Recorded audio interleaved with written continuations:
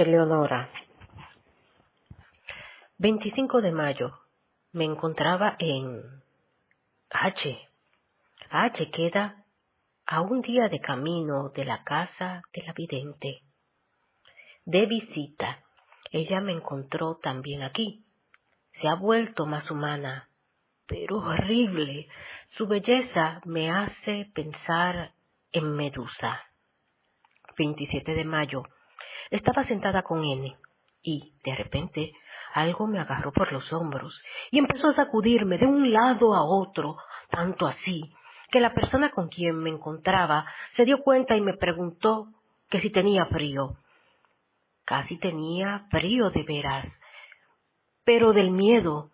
Es una feísima señora, realmente repugnante. 29 de mayo. Mientras estaba en el bosque, vi venir hacia mí una figura volando. 2 de junio. Aquella horrible mujer estuvo aquí bastante tiempo. Sin embargo, no pasó nada de nuevo. La figura voladora vino y se puso sobre mí. Parecía envuelta en una nube luminosa. Me sentí inmersa en una sensación de todo particular, no de angustia, sino más bien de felicidad. Al mismo tiempo, me vi a mí misma, y todo era malo. Toda mi vida, mi miseria, esa luz totalmente nueva. Por primera vez sentí un auténtico arrepentimiento. Estaba en el bosque, pero no vi más árboles. Me encontraba como cerca y cercada por una nube liberada del cuerpo, y por lo tanto no es algo que pueda describir. Pero, ¿qué cosa es aquello que me envuelve y me hace tan feliz? Sin embargo, tengo la plena certeza de que aquello no tiene nada que ver con los espíritus. La exaltación repugna tanto que siento verdadero miedo de volverme vanidosa. Tenía tantos deseos de recibir la Santa Comunión. Es muy raro poder recibirla aquí. Y mientras pensaba en esto, he aquí que vino aquella cosa, a quien puedo abrir mi corazón. Sino a él, se refiere al Padre Sebastián, su director espiritual. Quizás me podría defender de aquello si él lo juzgase así, pero si siendo sincera, esto sería para mí un verdadero sacrificio, porque me da demasiada felicidad. ¿Pero qué cosa es? Podría provenir del sacrificio porque me da demasiada felicidad. Y podría venir del demonio, que de tal manera podría apoderarse de mí. ¿Por qué el buen Dios tendría que mandarme tantas demostraciones de benevolencia que solamente regala a los buenos? Verdaderamente no lo sé. No poseo ninguna virtud. Todo en mí son propósitos sin realización. Bien, ahora Él sabe nuevamente todo. La carta es siempre un gran tranquilizante. 11 de junio. La mujer vino casi todas las noches, pero nada que hacer con ella. Parece que lo único que la pone alegre es la oración. 17 de junio. Finalmente ha balbuceado algo que es pasiva y se llama Eleonora. 22 de junio. Casi me echa a perder la Santa Comunión. Me sacudió por el brazo mientras estaba delante mío totalmente gigante, de una forma tal que creí que todo el mundo me habría visto. También podrá leer los pensamientos, porque apenas me vino la idea de ofrecer por ella la Santa Comunión y desapareció. Durante la noche apoyó su cabeza sobre mis manos, los ojos fijos en mí. Tomé agua bendita y la derramé sobre ella. Me dijo: «Tú eres misericordiosa». Le contesté: «Fue tan difícil poder ayudarte». «¿Por qué viniste tanto tiempo?». Me contestó: «Si tú supieses cuánto pequé». Le dije, no deseo saberlo todo, lo que me interesa es ayudarte. Me respondió, escribe apasiva que... Imposible entender. Me llené de tristeza, pero fue solo un murmullo. Espero poder hacerle decir todo. 24 de junio. Le dije, dime qué es lo que debo de escribir apasiva. Ella me contestó que el niño asesinado era mío. Yo le dije, ¿a quién debo escribir? Ella me contestó, GR. Le pregunté, ¿cuándo asesinaste al niño? Ella me contestó, en verano de 1823. Pero, GR, ¿ya no estará viva? Ella me dijo, yo la he calumniado. Le dije entonces, bien, veré qué puedo hacer más, quizás sea de alivio para ti, ahora que lo has dicho.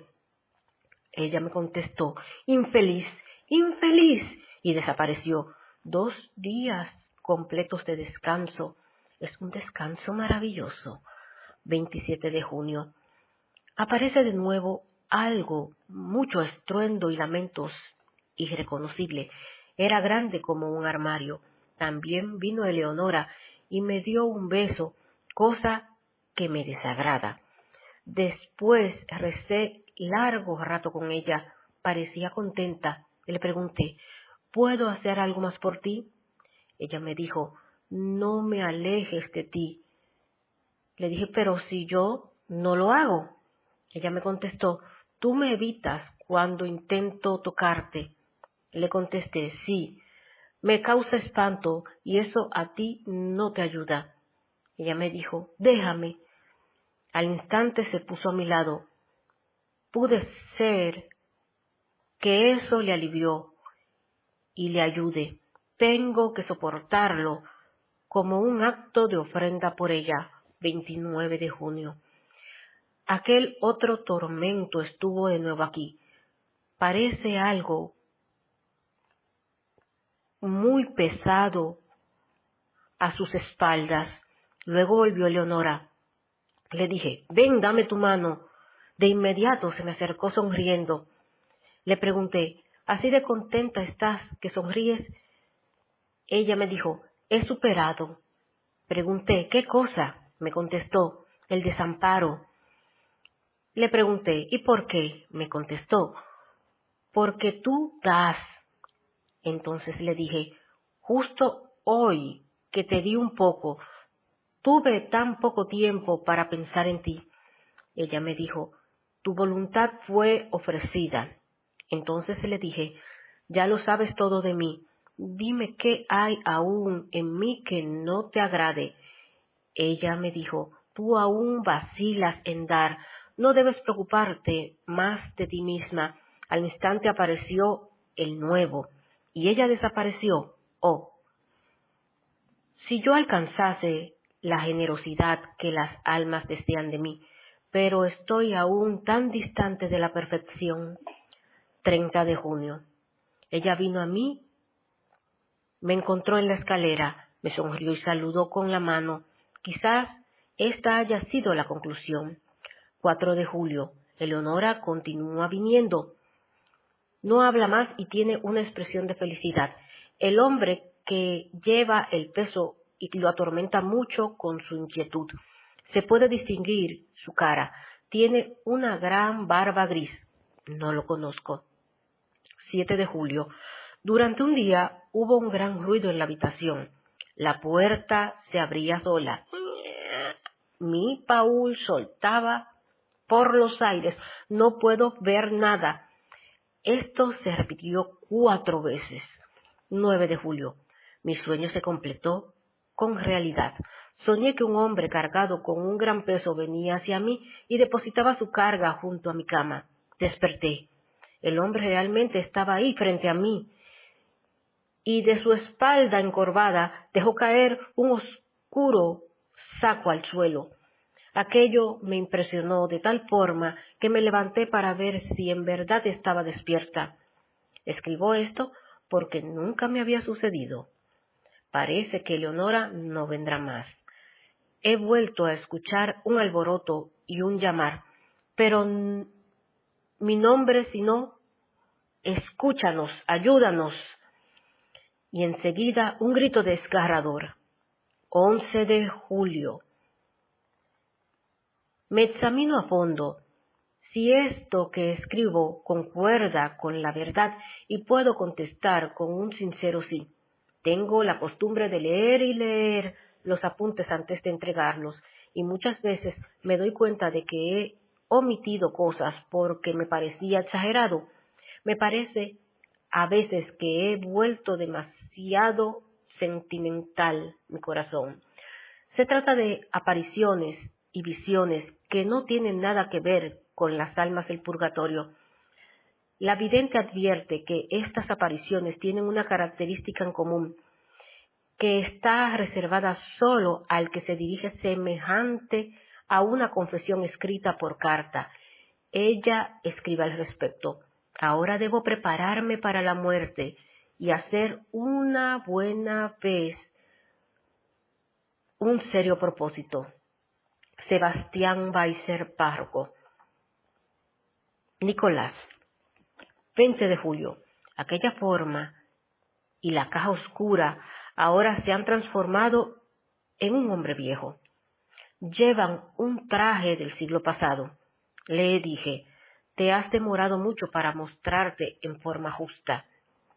Él me contestó, es culpa tuya. Le dije, sí, es verdad. Lo siento tanto. No puedo más. Él me contestó, libérate. Pero yo debo tener también amor a mi prójimo y a los demás. No puedo vivir exclusivamente para vosotras. Él me dijo, debes rezar más. Se fue, pero regresó 2 horas después. Me había dormido. Me siento tan cansada. No aguanto más. Durante todo el día no me queda ni un momento para mí misma.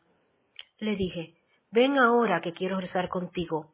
Pareció alegrarse y se me acercó. Es un hombre anciano, con una chaqueta marrón y una cadenita de oro.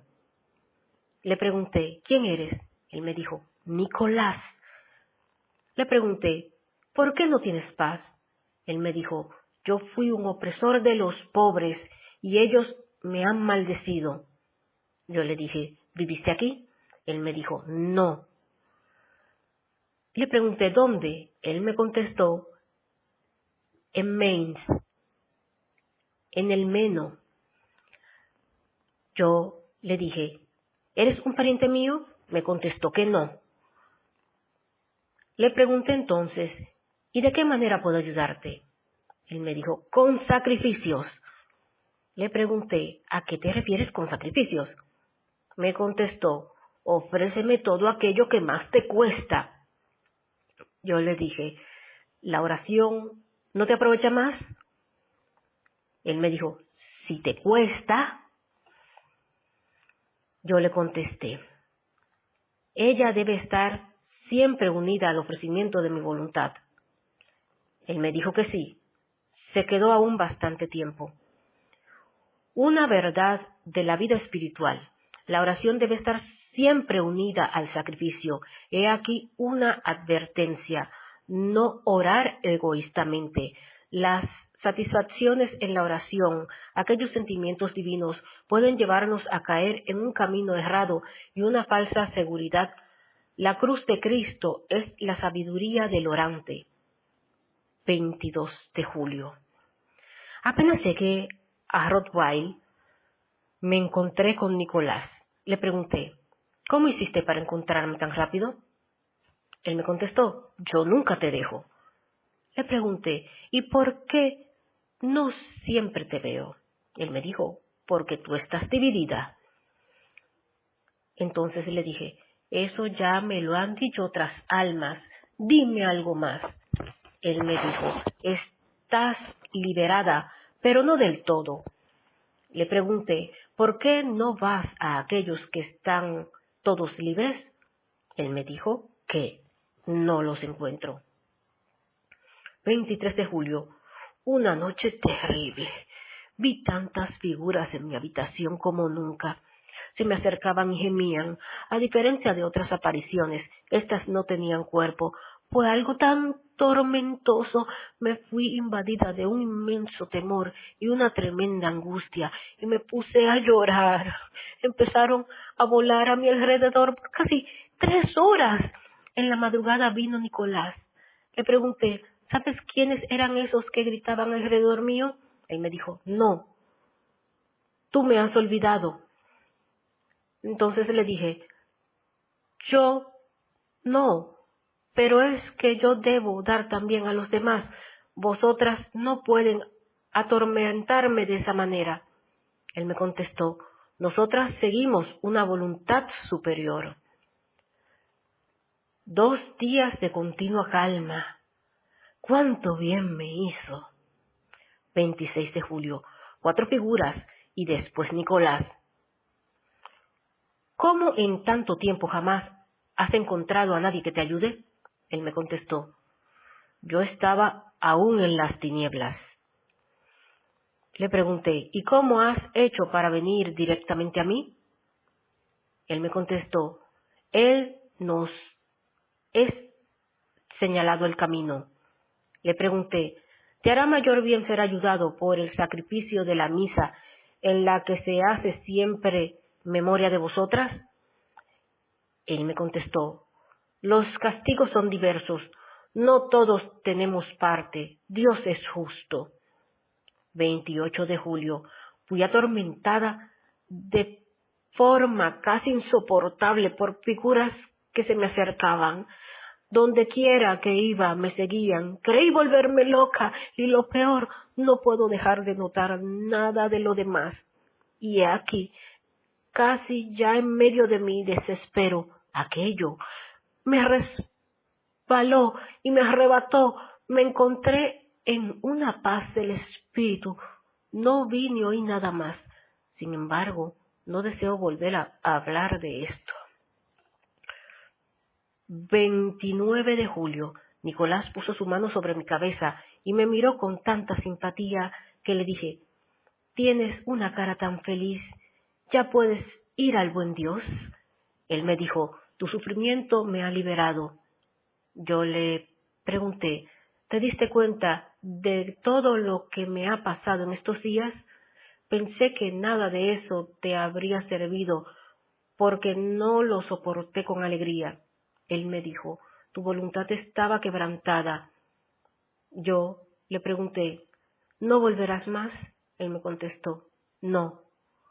Le pregunté entonces, ¿dónde estás sepultado? Me contestó, en Neckar. Entonces le dije, pero si viniste y viviste en Mainz. Él me contestó, caído en guerra. Se acercó nuevamente y puso su mano sobre mi cabeza. No fue algo que produjera miedo, o tal vez, ahora ya estoy sensible. 4 de agosto. Nada nuevo. Las figuras han vuelto, pero no me atormentan. Me sorprende algo. Ahora ellas necesitan más tiempo para calmarse. No puedo explicármelo.